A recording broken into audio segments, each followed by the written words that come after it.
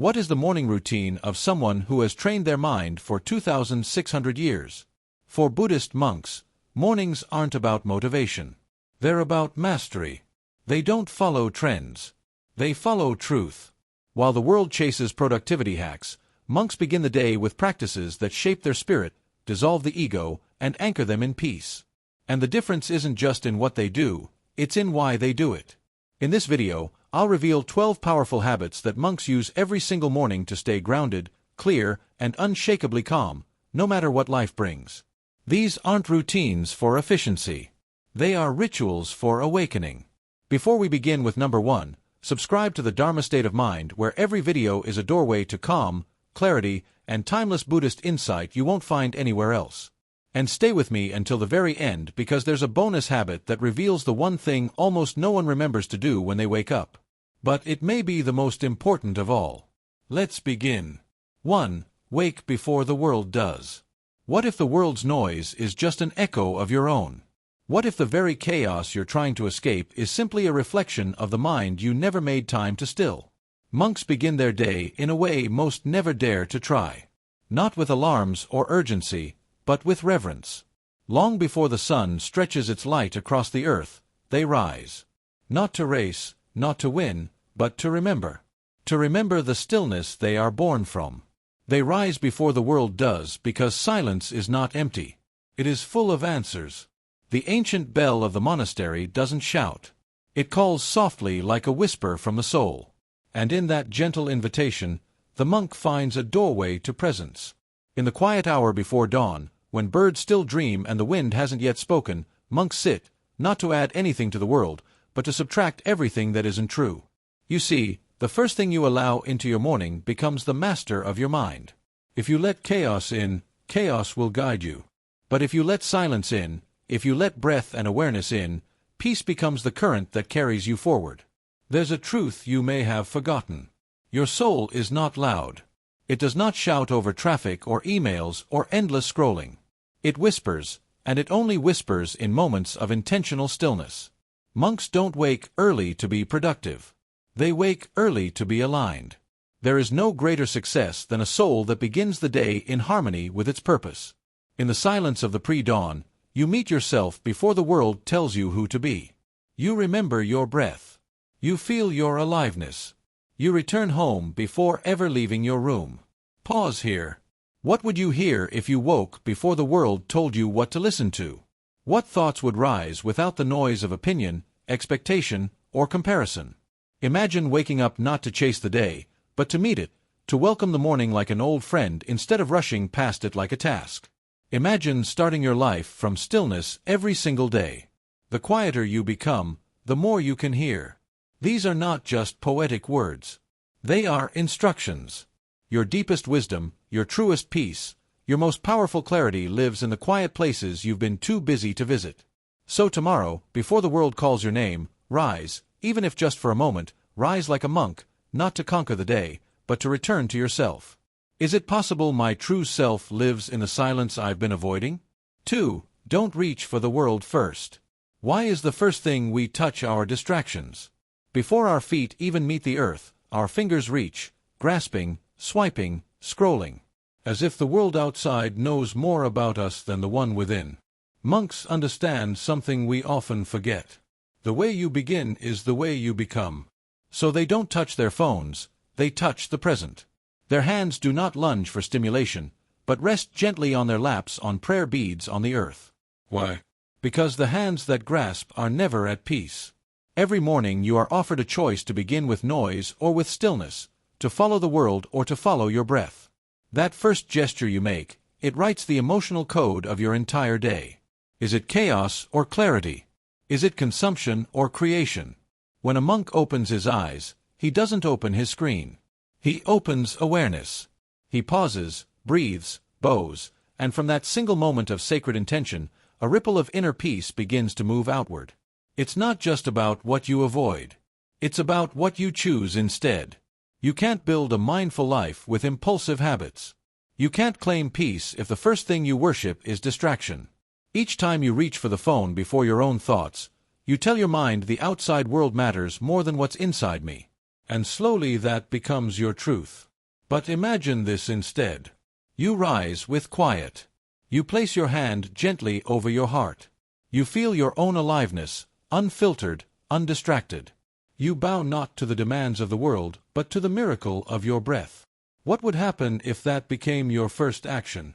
Close your eyes. Picture your morning hand not reaching for a screen, but reaching inward for presence, for stillness, for truth. That small choice could be your liberation. The Buddha once said, "What you dwell upon, you become." So ask yourself, what have I been dwelling on in the first sacred moments of my day?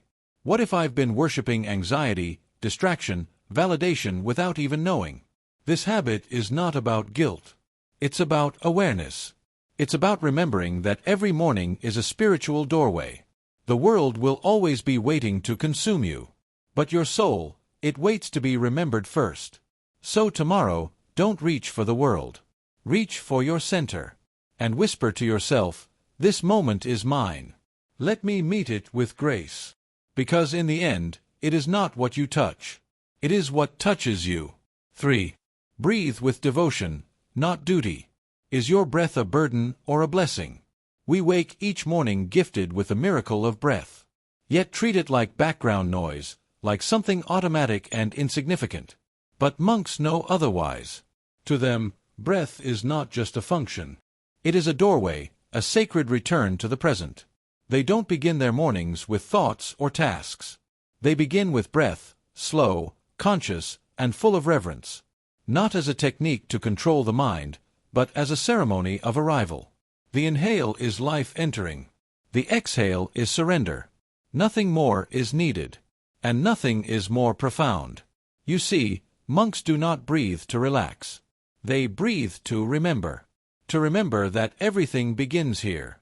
Before ambition, before identity, before distraction, there is breath. To breathe consciously is to pray without words. It is to say to the universe, "I am here." It is to whisper to your own soul, "I have not forgotten you." But in our world, we often treat the breath like a task to check off. We rush through it, ignore it, bury it beneath stress, urgency, and noise. And in doing so, we carry into the day all that is unchosen, anxiety, pressure, fear, without even realizing it. Pause with me now. Inhale deeply, gently. Feel it as a gift, as if life itself is reaching out to you. Now exhale, not with force, but with release. Let go of what the mind clings to. Feel how even one breath can soften the weight you didn't know you were holding. Monks don't treat breath like medicine. They treat it like prayer. Every inhale bows to the mystery of being alive. Every exhale lays down the burdens that no longer serve. This is not ritual for ritual's sake. It is remembrance. A daily reunion with the peace that never left you. Only you left it. What are you carrying into the day that you haven't chosen to? What if the stress you think is part of life is simply what you've forgotten to exhale? Tomorrow morning, before you speak, before you move, before you reach, breathe, but not to tick a box. Breathe like it's the first time you've ever received life. Breathe like it's the last time you'll get to give something back. Let your breath become your teacher, your prayer, your compass. Because sometimes the most powerful transformation does not come from a grand revelation, but from a single breath taken with presence. Can a single breath change your entire morning? A monk would smile gently and say, "It already has." For, let go before you hold on. Why fill the cup if it's already poisoned? Why rush into a new day carrying the weight of one that has already ended? Monks understand a quiet but powerful truth. Before you grasp for anything, you must first release. Before they take in the new morning, they bow to the passing night, not in grief, but in gratitude. They sit in stillness before movement. They let go before they hold on. Each dawn, a monk's first act is not to plan, achieve, or respond. It is to empty, to cleanse the mind like one would clear a path. Not with noise, but with silence. Not by force, but with awareness. Because no mind can receive clarity while still holding on to yesterday's storms. Most of us wake up already full of unresolved thoughts, lingering arguments, echoes of fear, regret from what we didn't do, anxiety about what we might fail to do. But monks treat the morning not as a continuation, but as a resurrection, a beginning, a blank scroll where nothing must be carried except breath. Imagine this. You rise early before the weight of the world climbs onto your shoulders. You sit, you close your eyes, and you picture every thought like a stone in your hand. Some sharp, some familiar. You place each one down gently by a river of stillness. You let them go, and you watch them drift away, not because they're unimportant, but because they do not belong in the purity of this moment. Letting go of yesterday is the monk's rebellion against the illusion of control. It is their silent refusal to let old pain become today's truth. You must empty yourself to receive. And in this emptying, peace enters, not with fireworks, but like a soft wind brushing across the soul. You might ask yourself now, what am I clinging to that doesn't belong in this morning? Is it an expectation, a wound, a thought you keep rehearsing as if it will finally give you peace? To let go does not mean to forget. It means to no longer carry. It means trusting that the river of life will take what no longer serves you if only you are willing to release it. The Buddha taught, you only lose what you cling to. So when the morning comes, before you grasp your to-do list, your identity, or your ambitions, pause, breathe, surrender. Could peace be waiting just beyond your willingness to release? Could the day unfold differently if your hands were not clenched but open? Monks do not begin the day by adding. They begin by subtracting so they can hold space for stillness, for wisdom, for light. And you can do the same starting now. 5. Chant or pray softly to anchor the mind. Do your words feed your soul or your ego? Before the world begins its noise, monks begin their mornings with something far more subtle. Sound not for the world, but for the soul. Their lips move gently in sacred rhythm.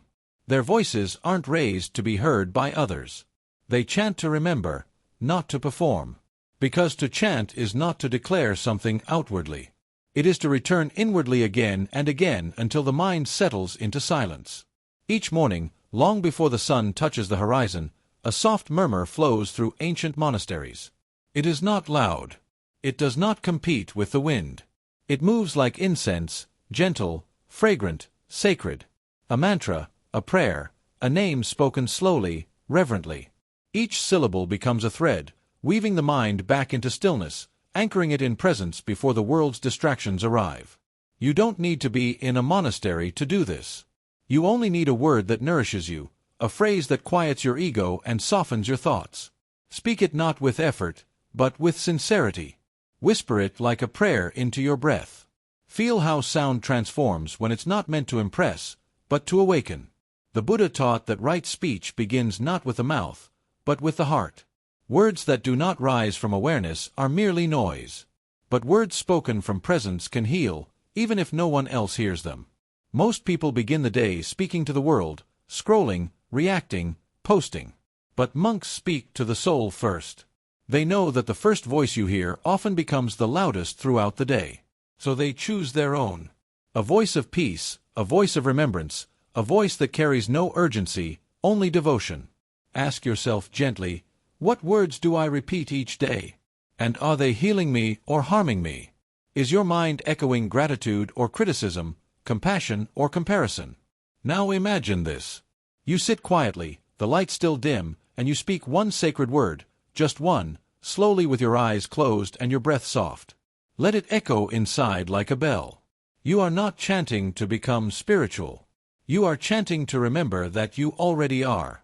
This simple practice becomes a thread that tethers you to the sacred before anything external defines your day. You don't need the perfect voice. You don't need the perfect mantra. You only need presence. Because before the world begins speaking through you, let your soul have the first word and let that word bring you home. 6.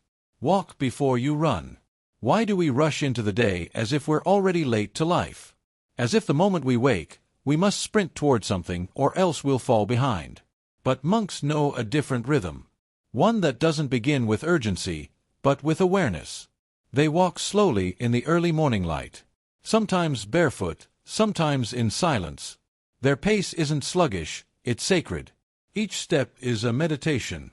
Each footfall is a quiet reminder that life isn't a race, but a path meant to be felt. They walk not to arrive, but to be where they are. In Buddhist monasteries, walking meditation is as essential as sitting. It is a practice of deep presence, a way to bring the body and mind back into union. With each step, the monk silently whispers, "I have arrived." Not at a destination, but in this breath, in this body, in this moment, their pace honors being not doing. And you, how do you begin your day? Is it a leap into chaos, a blur of tasks, screens, and pressure? Ask yourself gently, where am I hurrying to? And what am I missing on the way there? You may not live in a monastery, but you do walk. You move from room to room, from bed to door, from morning to momentum. And in that movement, there is an invitation. Walk a few steps in silence tomorrow. Just a few. Feel the ground beneath. Remember this water passed through clouds, rivers, soil and time just to be here, just to reach you, and then only then you drink. What if every morning began with that kind of presence? In Buddhism, it is taught that mindfulness must touch everything, not just your thoughts, but your hands, your breath, your routines. And in doing so, everything becomes a doorway to awakening. Even water, especially water, our bodies are made mostly of it. Our emotions are shaped by it. Our energy flows with it. To drink water with mindfulness is to say, I am choosing life today, not just survival, but sacred presence. Ask yourself with compassion, when did your life become too busy for reverence? When did your mornings become too mechanical to remember the miracle of being alive? You don't need more time. You need more presence. The sacred isn't hidden. It's ignored. Start small. One glass, one pause. One moment to honor what most people forget. And you'll notice something strange. Your thoughts soften. Your breath slows. Your heart remembers itself. To a monk, nothing is mundane. Every act is an offering. Every sip is a prayer. They do not wait for temples to express gratitude. The glass in their hand is the temple. So tomorrow when you reach for water, stop, feel it, bless it, receive it, and let that moment be your first ceremony of the day. Because when you drink with reverence, it's not just the body that is nourished. It's the soul that awakens. 8. Eat without stimulation. If you feed your body in noise, how will it know peace? We rush through meals not to nourish ourselves, but to escape ourselves. A phone in one hand, a thought in another, and food becomes just another task, something to get through, not something to receive. But monks eat differently. They eat in silence with both hands and both eyes fully present. No distractions, no stimulation, just breath, presence and gratitude. To a monk, eating is not separate from spiritual life. It is a part of it. The bowl of rice, the steamed vegetables, the warm tea, each is accepted like a sacred offering. The moment is slow, quiet, alive. There is no television, no podcast, no mental checklist competing for attention.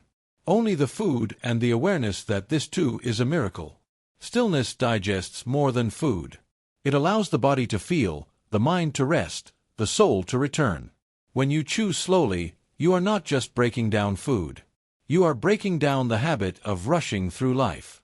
You are telling your nervous system, we are safe here. We are awake here.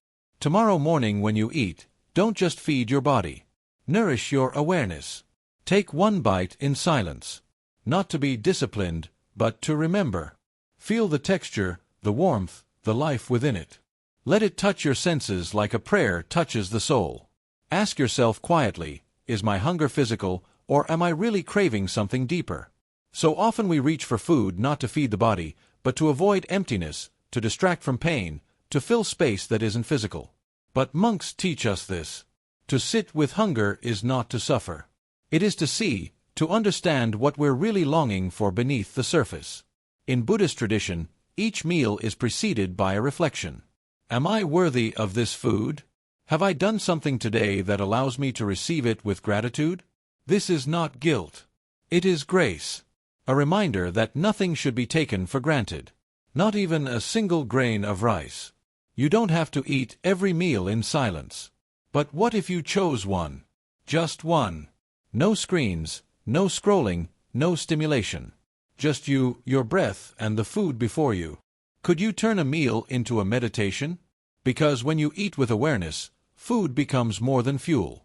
It becomes wisdom, harmony, a return to the sacred within the ordinary. The next time you sit to eat, don't just consume, receive. And let the silence between each bite remind you this moment is enough. This meal is enough. You are enough. 9. Practice one act of humility. Before you conquer the world, bow to it. In the monastery, the day does not begin with ambition. It begins with devotion. Monks sweep the floors. They wash their bowls. They tend to the temple as if tending to their own soul. Not because they are forced to, but because they choose to. These simple acts are not chores. They are offerings. In each movement they say to the universe, I am not above the sacredness of service. You see, humility is not weakness.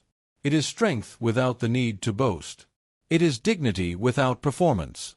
True power begins in surrender not to others but to truth. To the truth that life itself is the greatest teacher, and the more you serve it, the more it serves you. Most people wake up wanting to get ahead, to achieve, to be seen. But monks wake up with the opposite intention: to disappear, to dissolve the ego through action, to become a servant to the moment, not its master. And in doing so, they find a deeper kind of power. Quiet, grounded, unshakable. Tomorrow morning, before the world demands your best, offer it your humility. Do one small act without expecting praise or recognition. Make your bed with attention. Clean your space with love. Offer a kind word, a gentle smile, or a silent bow to life. Ask yourself with openness, when was the last time I bowed to the life I've been given? When did I last say thank you? Not with words, but with action. Because gratitude isn't always spoken. Sometimes it's lived through the hands, through service, through the small, invisible offerings that hold the day together. In Buddhist tradition, sweeping the floor is a spiritual practice. It's not about cleaning the dust. It's about cleaning the mind. With each stroke of the broom, the monk releases a little more attachment, pride, and illusion. They are not trying to perfect the world. They are learning to perfect their presence within it. What if the smallest act done with love is more powerful than the biggest done with pride? What if the most sacred thing you do tomorrow is the thing no one notices? Start your morning not by asking what can I get, but what can I offer? Even the tiniest act done with humility becomes a prayer in motion. Because the soul does not grow through applause. It grows through surrender, through quiet reverence, through service that expects nothing and in return receives everything.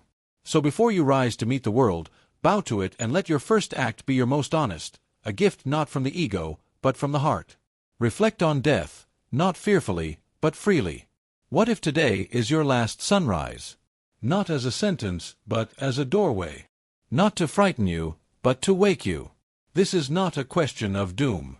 It is a question of clarity. Monks ask it every morning. Not to fall into despair, but to rise into awareness.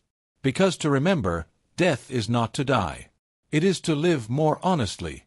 In Buddhist monasteries, the morning silence often carries a single reflection. This life is uncertain. This breath may be my last. These aren't words of fear. They are words of reverence. Death is not seen as an enemy. It is seen as a mirror that strips away all that is false, all that is temporary, and leaves only what is true. The monk knows the only way to hold life fully is to know that you cannot hold it forever. Imagine rising tomorrow and before the noise begins, you sit with this question. If I had just one day, this day, how would I walk through it? Would you rush? Would you compare? Would you argue about things that mean nothing beneath the weight of eternity? Or would you slow down, breathe deeper, speak softer, love harder? Contemplating death is not morbid. It is liberating. It reminds you that your time is sacred. Your attention is precious. Your love is not infinite. It must be given while you're still here. In this way, death teaches you how to truly live. Monks understand this. That's why they walk with such presence. Why they bow before every action. Why they speak not to impress but to express truth. Because each word might be their last. Each moment might be their final offering. So many of us live as if we have forever. We postpone peace. We delay forgiveness. We hold grudges as if time will wait for us to heal. But what if time isn't waiting? What if this very morning is asking you to wake up not just from sleep but from illusion? Close your eyes and whisper softly. If I had just one day, how would I live it? Let the answer guide your steps. Let it change how you treat yourself and others. Let it free you from trivial concerns and bind you to what truly matters. Because when you see life through death's eyes, the unimportant fades like fog, and what remains shines with unbearable beauty. Loved ones, a warm cup of tea, the sound of birds, your own breath. You don't need more time. You need more awareness of the time you already have. So start your day not with fear, but with freedom, not with resistance, but with reverence. Let death be your teacher, not to take life from you, but to give it back in full. Choose intention, not expectation. Before a monk steps into the rhythm of the day, he asks not what will happen, but why am I rising? In a world ruled by outcomes and measurements, monks quietly choose a different way. They choose intention over expectation, not because they lack ambition, but because they understand the truth. We are not always in control of what unfolds, but we are always in command of how we show up. Expectations are heavy. They cling to results, to rewards, to recognition. They whisper, "You must succeed." And when things don't go as planned, they leave behind the dust of disappointment. Intention, however, is light. It is rooted not in what the world gives, but in what you offer to the world. A monk begins with a simple inward bow. Today I will serve with presence. I will walk in kindness. I will respond with compassion. Not because someone is watching. Not because it guarantees success. But because these qualities align with his deepest self. The external may change, but the internal remains steady. This is the quiet strength of right intention. Pause for a moment and ask yourself, why am I truly rising today? Is it to chase praise, to outperform, to reach a finish line no one else can see? Or is it to embody patience, courage, gratitude even if no one notices? Can your purpose today live beyond success or failure? Monks do not pray for ease. They pray for truth. And truth is found not in what you achieve, but in how you act. Your intention is your compass. It guides not your path, but your posture. You can move through storms with grace, through setbacks with integrity, when your route is not in winning, but in walking rightly. So instead of filling your morning with demands, I must do this. I must get that. Try this. Today I will be present. I will speak from my center. I will let go when needed. I will stay grounded even if the wind comes. These intentions do not fail. They do not bend under pressure. They lead you home. Ask your heart, not your calendar. Who do I choose to be today regardless of what happens? Let that answer become your silent vow. Because the truth is you are not here just to finish tasks. You are here to embody your essence. And when intention becomes your anchor, peace walks with you no matter the outcome. So rise not to conquer the day but to meet it with clarity. Intend not to control but to align. And in doing so, you will not just master your morning, you will meet yourself within it. Return to the self before the self is lost. Before the doors open, before the world floods in with names, titles, notifications, and noise, a monk sits once more. Not to plan, not to perform, but to return to that quiet place where nothing has been added and nothing has been taken away. It is here in the final breath before the day begins that they meet themselves. Not as a role, not as an identity, but simply as presence. This is not preparation. It is preservation.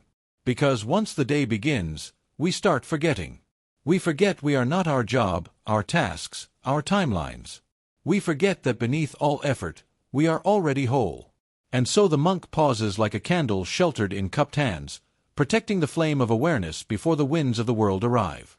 Ask yourself, who are you before anyone expects anything from you? Who are you beneath your ambition, your reflection, your reputation? That self, the one untouched by opinion or pressure, that is the self worth returning to. Most people rise and run. They seek themselves in mirrors, inboxes, to-do lists. But what if instead you gave yourself 5 minutes of sacred stillness? No aim, no label, no language, just being. Not to improve yourself, but to remember that you are not lost. The monks know when you forget who you are, the world will assign you an identity. And once that happens, you spend the day reacting, defending, performing, striving. But when you remember who you are, the world loses its power to define you. You move through it not as a role trying to be enough, but as presence itself, already whole, already here. Return to yourself before the self is lost. Even if only for a moment. Sit without reaching. Sit without fixing. Sit like a mountain watches the wind, unmoved yet fully awake. Feel your breath. Feel the stillness beneath the breath. That stillness is you. That space is home. And ask gently, if I remembered this stillness all day long, how would I respond to pressure, to noise, to pain? What would I hold on to? And what would I release? You are not the passing weather of emotion. You are the open sky it moves through. You do not have to earn peace. You only have to return to it. So before the world names you again, meet yourself not the version others expect, but the quiet truth that has always been waiting. Then rise not to chase the day, but to carry that remembrance through it. Let the world change. Let plans shift, but do not forget who you are when all else falls silent. Bonus habit. Begin the day by forgiving the night. Before the sun stretches across the earth, before the mind reattaches to duties and roles, a monk does something the world often forgets. He forgives the night. Not because he's weak, but because he knows that what we carry carries us. If we carry resentment, the day becomes heavy.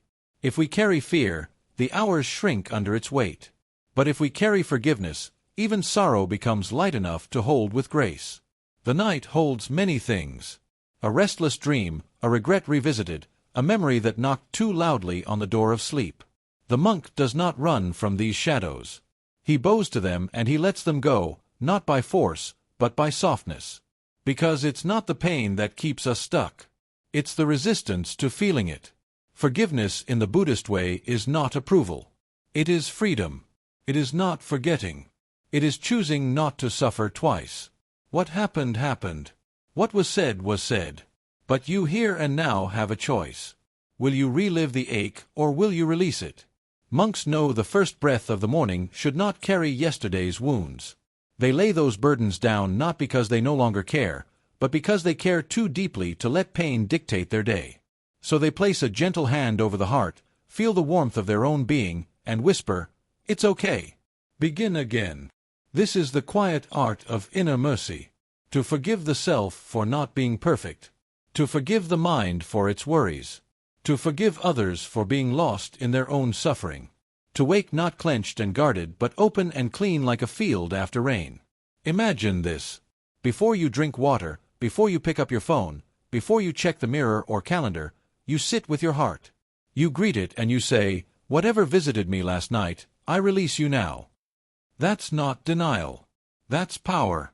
Because no morning practice, no habit, no affirmation holds meaning. If you begin with resentment in your bones, forgiveness is the foundation, the ground, the still water beneath every ripple of transformation. Without it, the most sacred ritual becomes surface deep. And perhaps, just perhaps, this is the one habit that makes all the others lighter. Not because life is easy, but because you are no longer dragging yesterday into today. You are no longer at war with what already passed. So before you walk into this new morning, pause. Forgive the night. Forgive the dream. Forgive yourself. Then rise not just with discipline, but with softness. Not just with purpose, but with peace. Quick summary of the habits. Wake before the world does. Waking up before sunrise allows you to connect with yourself before the world interferes. It builds inner presence and sets a sacred tone for the entire day. Early waking is not about productivity. It's about peace. Monks rise in silence to honor the moment. This habit reconnects you with awareness. Don't reach for the world. First, most people start their day by reaching for phones or distractions. Monks begin with stillness, intention, or breath, not noise. What you touch first sets the tone of your mind. Avoid grabbing the world before you've centered yourself. Presence comes before performance. Breathe with devotion, not duty. Breathing is often taken for granted. Monks treat it as sacred, a conscious return to the now. Deep, slow breathing reconnects you with the body and the present. It's not a task, but a quiet prayer. Begin your day with mindful, intentional breath. Let go before you hold on. Before monks absorb new experiences, they release old ones. Letting go of yesterday allows today to begin clearly. This habit purifies your energy and resets your emotional state. Carrying yesterday's weight only clouds your clarity. Morning is a fresh spiritual beginning. Chant or pray softly to anchor the mind. Monks use soft chants or quiet prayer to guide the mind inward. Sound becomes a tool for awareness. Repeating sacred words helps reduce mental clutter. This isn't about religion, but alignment. Your first words should be medicine for your mind. Walk before you run. Monks begin their movement slowly and consciously. Rushing leads to disconnection. Starting your day with calm, mindful steps grounds your energy. It helps align your body and breath. Gentle movement brings you into harmony with yourself and the day. Drink water like it's sacred. Monks begin their day by drinking water with full presence and gratitude. It's an act of reverence, not routine. You nourish not just the body, but the mind. Even simple acts become sacred when done with awareness. Start your day hydrated and humble. Eat without stimulation. Eating in silence without screens or multitasking builds presence. Monks eat slowly with full attention on each bite. It transforms eating into meditation. This practice brings stillness and gratitude. Begin your day by feeding your body and mind consciously. Practice one act of humility. Monks perform small, humble tasks. Each morning, it helps dissolve the ego and nurture gratitude. Cleaning, bowing, or serving can center you in truth. Start the day grounded, not grandiose. Humility is the foundation of inner strength. Reflect on death, not fearfully, but freely. Contemplating impermanence helps monks stay anchored in the present. Remembering that time is limited inspires deep appreciation. This morning reflection isn't morbid. It's clarifying. It brings urgency to live mindfully. When you honor death, you begin to truly live. Choose intention, not expectation. Monks don't obsess over outcomes. They set clear, conscious intentions. This morning habit shifts focus from control to clarity. Align your energy with who you want to be, not what you want to achieve. Intention sets the soul's direction. Return to the self. Before the self is lost, before monks begin their duties, they return to presence. They center themselves in silence, remembering who they truly are. It's a final inner check-in before facing the world. This habit protects your peace and restores identity. The self must be met before it is masked. Begin the day by forgiving the night. Monks start fresh by forgiving the past, including the previous night. Mistakes, dreams, or regrets are not carried into the new day. Forgiveness creates emotional clarity and peace. It's a gentle release, not a harsh reset. Every morning becomes a new beginning. When the soul forgets itself, the world begins to own it. Most people wake up only to continue yesterday's noise. They never pause to ask, "Who am I?" before the world tells me who to be. The habits of monks are not about doing more. They are about being more awake. Each sacred action at dawn is an act of reclaiming inner space. It's about remembering your essence before stepping into the illusion of form, roles, and routines. Zen teaches that simplicity is the path to truth. These 12 habits are invitations to walk that path, not toward productivity, but toward presence. Every sip of water, every breath, every quiet act becomes a seed for a deeper life. In a world addicted to speed, this is rebellion through stillness. Morning mastery isn't the goal. Inner alignment is. So, tomorrow morning, pause. Just pause. Before you move, remember that peace isn't something you find, it's something you stop forgetting. Don't just wake up, awaken. If this video gave you clarity or calm, please like and share it with someone who needs it. Comment below with your favorite habit or insight. And don't forget to subscribe to the Dharma State of Mind for more Buddhist insights on living a peaceful life.